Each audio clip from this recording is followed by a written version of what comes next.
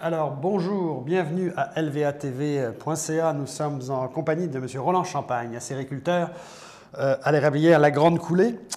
Très heureux de vous rencontrer, M. Champagne. Aussi, bonjour à vous, monsieur Pelletier.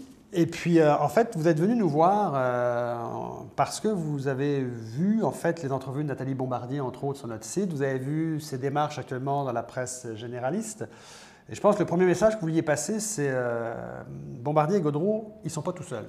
Non, ils ne sont pas les seuls. Moi, ça fait 16 ans que je suis poursuivi par cette fédération acéricole du Québec. Puis là, j'en ai assez. Mais assez, en fait, vous êtes comme le couple Gaudreault-Bombardier et comme d'autres, puisqu'en fait Steve Côté est passé ici, Mme Varin a vu les mêmes choses. Vous êtes plusieurs, en fait, à vouloir changer de système. Et vous êtes pris dans un carcan qui fait en sorte que la loi fait en sorte que vous ne pouvez pas vendre sans contingent, c'est ça? Non, on ne peut pas vendre sans contingent que la fédération nous déclare. La Régie des marchés.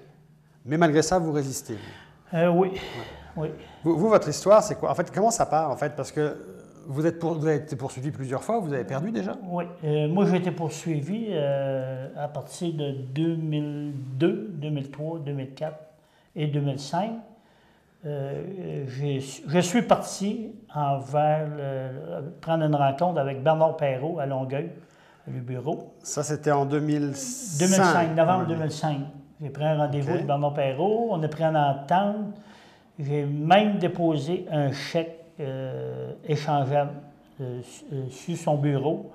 M. Perrault m'a dit toujours... Ça, c'était une entente à l'amiable que vous faisiez à l'époque? Oui, une entente à l'amiable pour 2002, 2003, 2004, 2005. OK. Pour régler mes années.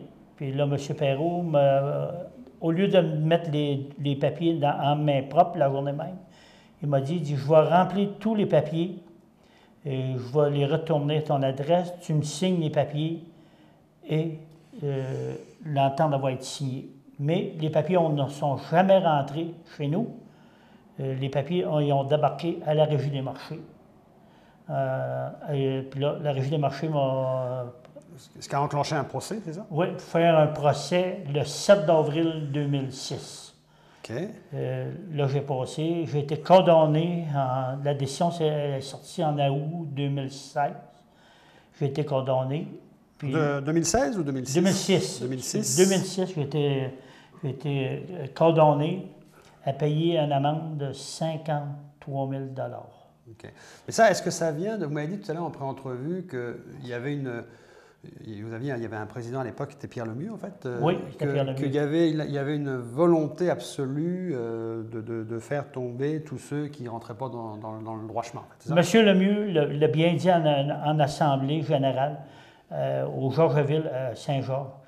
Tous ceux qui n'embarqueront pas dans le bateau, ils vont couler. Mais sauf que lui, Pierre Lemieux, quand il dit ça, il a la loi avec lui, là, en fait. Ben oui, il est appuyé, c'est sûr, il est appuyé. Puis, qu'est-ce que... En tout cas, on va revenir à votre histoire de là, mais comment vous voyez les possibilités pour... parce que vous êtes, je ne sais pas si vous êtes moi j'en ai une douzaine actuellement qui nous tournent autour, là, qui disent avoir des intérêts communs aux vôtres, là, en fait. Est-ce que vous êtes nombreux au Québec? Nombreux, j'ai aucune idée. Okay, nous autres, on est parti avec un groupe, on était 26, puis il y en a qui n'étaient plus capables de suivre. Il y en a qui ont été réglés à l'amiable, des dossiers signés confidentiels. Ils n'ont pas le droit de dévoiler le dossier, chaque acériculteur. Mais là, donc, mettons que vous avez une première amende en 2006, je comprends. Oui. Après ça, vous allez livrer votre sirop à la fédération. Là, vous livrez à la fédération, là? Oui. Pendant combien d'années? 3 ans. 2007, 2008, 2009, j'ai livré à la fédération. Okay. La fédération m'obligeait à signer une hypothèque mobilière. Puis là, je n'ai pas signé. Les avocats disaient de ne pas signer ces papiers-là. Je ne signais pas les papiers, mais la fédération, eux autres, payait le sirop 32 6 mois après livraison.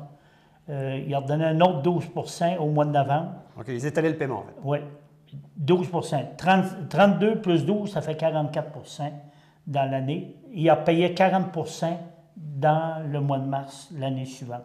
Il a payé 40 okay. Là, l'échéance traînait, puis là, soudainement, il est arrivé un acheteur qui achetait du sirop dans la région. Je ne mets pas de nom. L'acheteur achetait pour SK Saint-Pierre.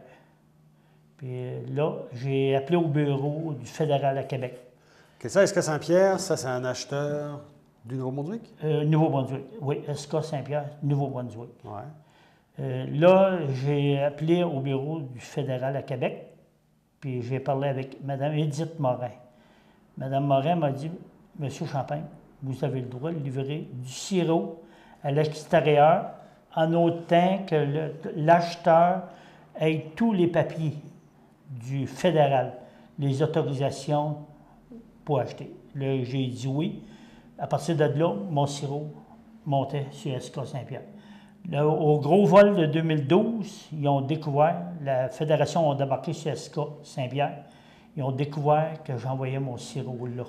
OK. Mais là, quand vous dites 2006, 7, 8, 9, j'envoie le sirop à la fédération. Les années suivantes, vous avez une entente avec un agent, évidemment, qui vous envoie ça à SK Saint-Pierre au Nouveau-Brunswick. Un acheteur, en fait, qui vous envoie ça à SK Saint-Pierre au Nouveau-Brunswick. Il ne faut pas dire acheteur, c'est vraiment, tu avais le mot agent. Agent, oui. au SK Saint-Pierre, Nouveau-Brunswick. Oui. Mais là, ça vous remet en défaut vis-à-vis de votre fédération. Là. Oui. Donc c'est pour ça qu'en 2012, ça rembarque. Et là, vous enlignez sur un nouveau procès, c'est ça? Oui. Là, oui. En 2013, ils ont saisi du sirop. La fédération, j'ai été le premier sériculteur au Québec à avoir eu du sirop de saisie. Ils ont fait de la demande, puis il y a un juge qui a signé l'autorisation de saisir le sirop à ma cabane à sucre. Ouais. Mais là, ce que je comprends, si vous perdez, en fait, vous perdez à la Cour supérieure dans cette histoire-là, la dame, en fait, du fédéral qui vous a dit oui, c'est légal. C'est-à-dire que sa loi fédérale était moins forte que la loi provinciale. La loi du fédéral est moins forte que la loi du provincial, oui, c'est vrai. Patricia Blair, elle nous l'a dit à un juge que c'était la loi du Québec qui s'appliquait et non la loi du fédéral. Patricia Blair, avocate du provincial. OK. Donc là, en fait, vous perdez à nouveau en Cour supérieure. Là, on est à peu près encore en 2013, 2014? 2012. 2013, oui, je passe en Cour supérieure à Thetford. Ouais. J'ai perdu. On était en cours d'appel. J'ai perdu. Mais ça restait en suspens. Okay. Je ne sais pas pourquoi. Puis là, ils couraient après d'autres sériculteurs. Puis là, ils ont sorti en 2017. Ils ont sorti. Puis là, ils ont venu à la charge pour que je règle. Parce que là, on a fait de la demande, c'est vrai. Moi et Angèle Grenier, on a fait la demande à la Cour suprême du Canada en attendant.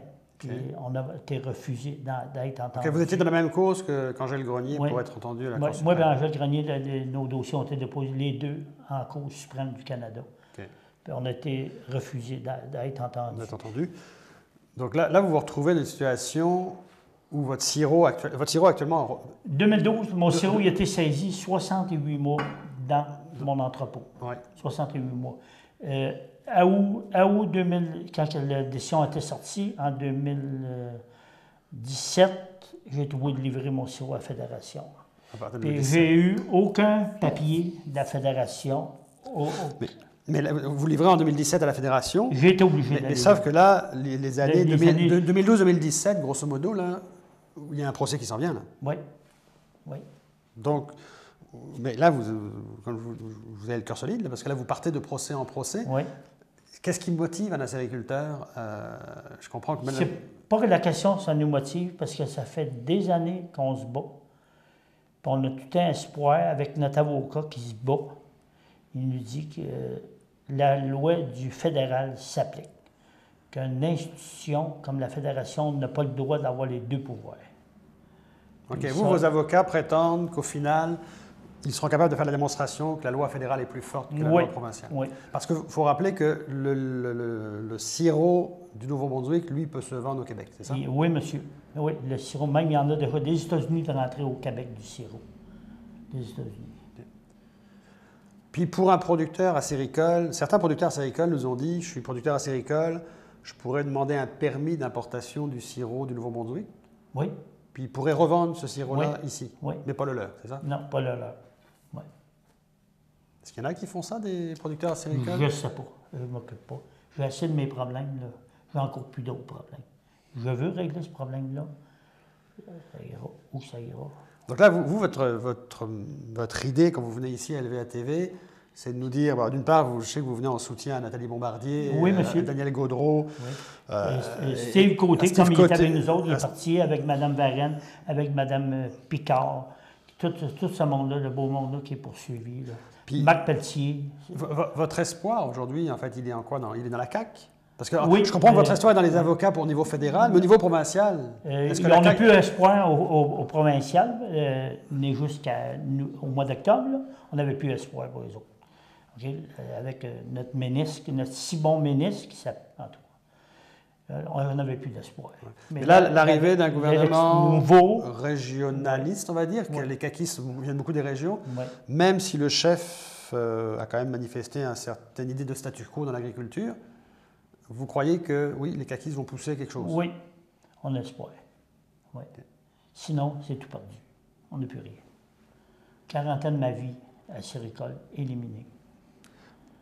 Puis vos avocats, au niveau fédéral, quand ils vous disent on va gagner le niveau fédéral... Le fédéral, je n'ai jamais parlé avec eux autres. Moi, j'ai parlé... Non, mais quand vos avocats vous disent le gouvernement fédéral, la loi fédérale est plus... S'applique. S'applique. C'est le fédéral. On a affaire au fédéral pour nos exportations. Mais pour faire reconnaître ça, il va falloir que vous retrouviez un jour en Cour suprême, obligatoirement? Pas en Cour suprême, en Cour supérieure, puis en Cour d'appel. Cour supérieure, Cour d'appel. Ouais.